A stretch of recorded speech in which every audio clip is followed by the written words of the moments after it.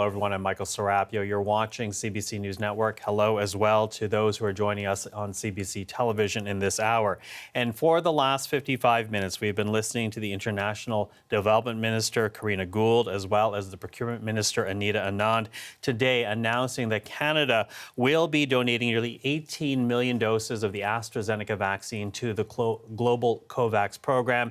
In addition, Minister Gould outlining a new program with UNICEF Canada, whereby the government will be matching donations from individual Canadians dollar for dollar to help purchase vaccines for people in lower income countries.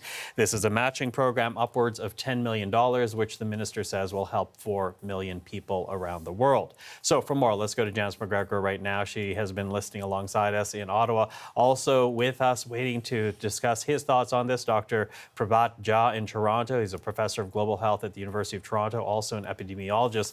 But Janice, I'm going to start with you here. A lot that was covered there over the last hour or so. What stood out for you?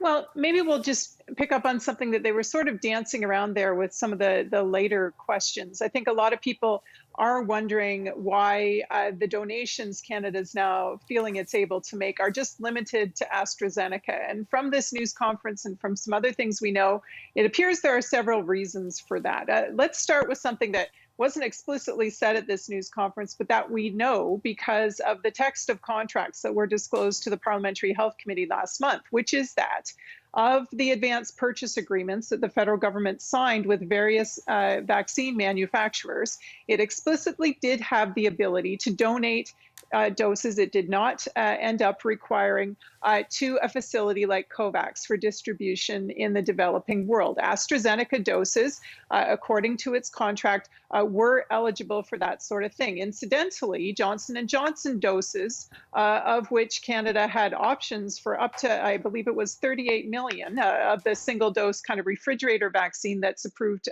for Canada and around the world.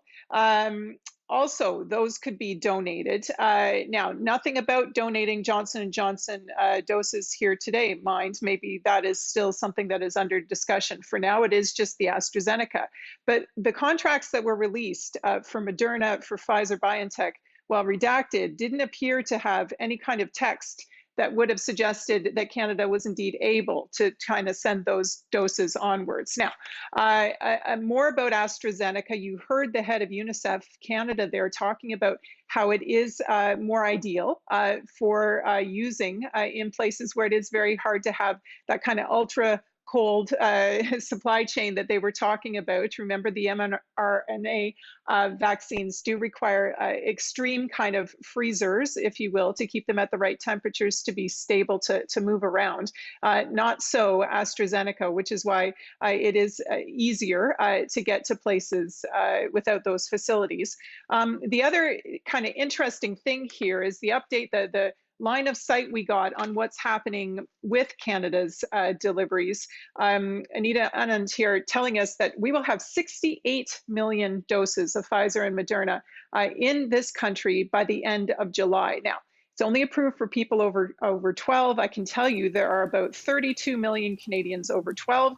So you don't have to be a mathematical wizard to see that we now will have everything in this country that could conceivably be needed. Now, that does raise the question of third doses or boosters from here, or what happens, when children are approved.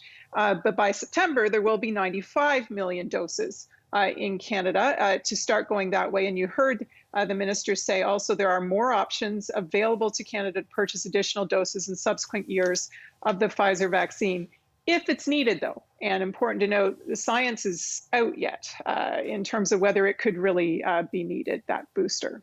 Okay, Janice, thank you. We're going to speak again. Thank you for that, Janice McGregor in Ottawa. But for now,